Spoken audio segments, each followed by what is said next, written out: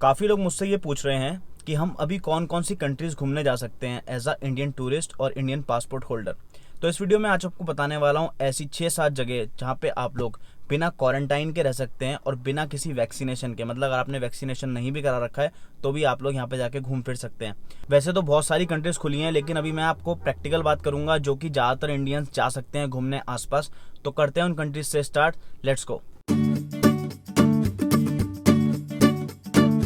Hey yo guys, what's up, welcome back to RK vlogs. मैं हूं R K. तो start करते हैं अपनी पहली कंट्री से, जो कि है रशिया।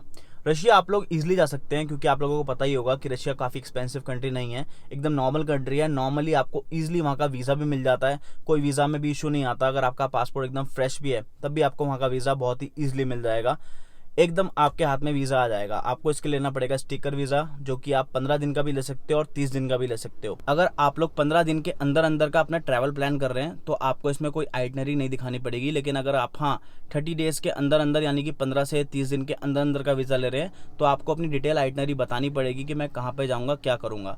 रशिया का वीज़ा पाने के लिए ना ही आपको फ़्लाइट बुकिंग दिखानी है शुरू में, ना ही आपको होटल बुकिंग दिखानी है।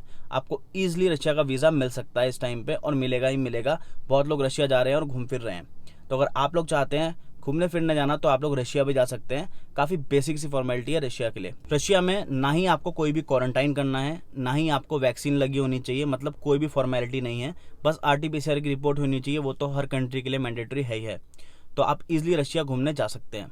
ऑलराइट गाइस, तो हमारी जो सेकंड कंट्री आती है इस लिस्ट में वो आती है यूक्रेन। आप लोग यूक्रेन भी जा सकते हैं अभी घूमने। वहाँ पे भी आपको कोई भी क्वारंटाइन नहीं करना और ना ही वैक्सीनेशन रिक्वायरमेंट है वहाँ पे जाने के लिए।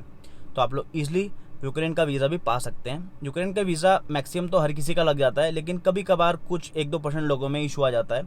पर वैसे उम्मीद ये है कि आपका यूक्रेन का वीज़ा भी इस टाइम पे लग जाएगा। बस यूक्रेन जाते वक्त अपने दिमाग में एक चीज़ रखिएगा कि अगर आपका पासपोर्ट बिल्कुल फ्रेश है तो आप एकदम कॉन्फिडेंट होने चाहिए इमिग्रेशन के टाइम पे। क्योंकि कई बार क्या होता है, वहाँ पे कुछ लोगों को रिजेक्ट कर दिया जाता है एंट्री से, यानी कि उनकी एंट्री डिनाई कर दी जाती है। तो अगर आप यूक्रेन जाने का सोच रहे हैं तो आप पूरी तैयारी से जाएं, पूरा मेंटल प्रिपरेशन करके जाएं कि आप कहाँ घूमने जा रहे हैं। आपको जगह के नाम पता होने चाहिए, क्योंकि अगर उनको जरा सा भी शक हो गया आपके ऊपर तो वो आपको एकदम वहाँ से एंट्री आपकी डिनाई कर देंगे। तो आप इस चीज़ का छोटा सा ख्याल रखिएगा। और बाकी अगर आप नॉन वेज लवर हैं या फिर नॉन वेज खा लेते हैं तो आपके यूक्रेन में मज़े आएंगे, वो आपको वहीं चल के पता लगेगा ऐसा क्यों। एंड थर्ड कंट्री आप लोग जा सकते हो यूके। यूके में भी ऐसा कुछ नहीं है कि आप लोगों को वैक्सीन लगी होनी ज़रूरी है, लेकिन यूके में ऐसा हो सकता है 1% कि आपको इमिग्रेशन वाले बोल दें क्वारंटाइन करने के लिए 10 दिन का। लेकिन ये मैंडेटरी नहीं है, कई लोगों को बोल दिया जाता है, कई लोगों को नहीं बोला जाता। ये ऑल डिपेंड करता है कि उनके ऊपर, कि उनको लगता है कि आप पे शक होता है या नहीं होता है, मतलब कोई भी डाउट होता है अगर उनको, तो वो आपको बोल सकते हैं और आप मना नहीं कर सकते वहाँ पे। तो आप यूके को भी कंसिडर कर सकते हैं घूमने जाने के हिसाब से। सेम यूके की तरह आप लोग भी क्रोएशिया भी जा सकते हैं, और वहाँ पे भी कोई भी वैक्सीनेशन रिक्वायर्ड नहीं है। बस आपको इमिग्रेशन वाले बोल सकते हैं क्वारंटाइन करने के लिए। वैसे ज़्यादातर लोगों को नहीं बोल रहे हैं, 2-4-5 लोगों को बोल सकते हैं वहाँ पे क्वारंटाइन करने के लिए। तो आप मेंटली ये प्रिपेयर होकर जाइए दिमाग से, किसी भी आप कंट्री जा रहे हैं इनमें से। बाकी रशिया वगैरह में तो बिल्कुल भी क्वारंटाइन है ही नहीं, लेकिन अगर आप क्रोएशिया या फिर यूके वगैरह जा रहे हैं तो माइंड में ये चीज़ रख के जाइए कि अगर मेरे को क्वारंटाइन करना भी पड़ा तो भी मेरी कोई ट्रिप को असर ना पड़े या मेरे मेंटल लेवल पे कोई भी असर ना पड़े। तो इस चीज़ को आप दिमाग में रख के जाइएगा अगर आप क्रोएशिया या फिर यूके जा रहे हैं तो।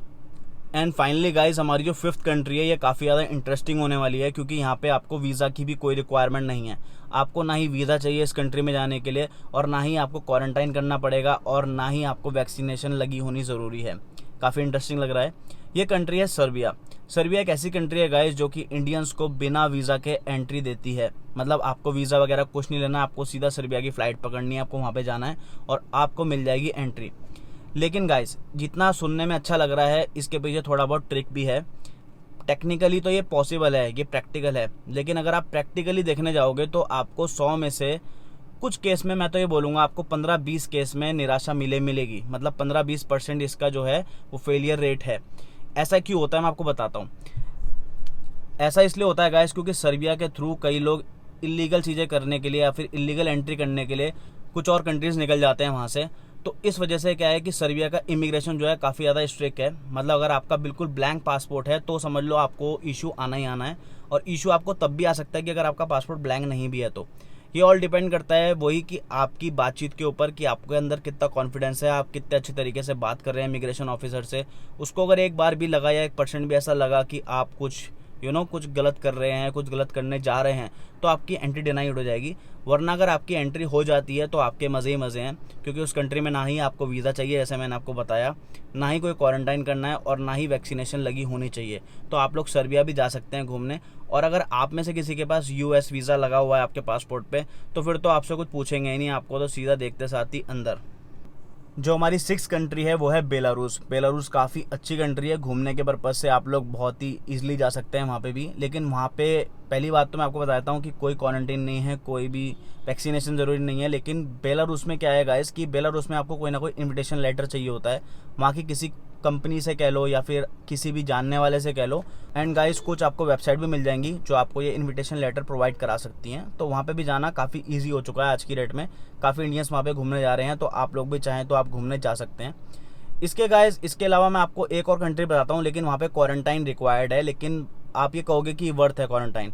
वो कंट्री है गाइस टर्की। टर्की आपको 10 दिन का क्वारंटाइन करना ज़रूरी है, वैक्सीनेशन की कोई ज़रूरत नहीं है, लेकिन आपको क्वारंटाइन करना पड़ेगा 10 दिन का।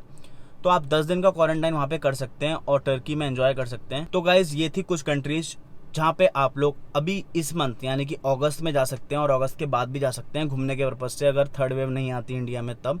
बाकी अभी इंडिया का हाल काफ़ी अच्छा हो चुका है। एंड काफ़ी सारे लोग मुझसे ये पूछ रहे हैं कि क्या थाईलैंड खुला है, तो मैं आप लोगों को बता देता हूँ कि Thailand, Malaysia, Indonesia, Laos, Vietnam, Cambodia, ये सारी कंट्रीज़ अभी टूरिज़्म के लिए नहीं खुली हैं।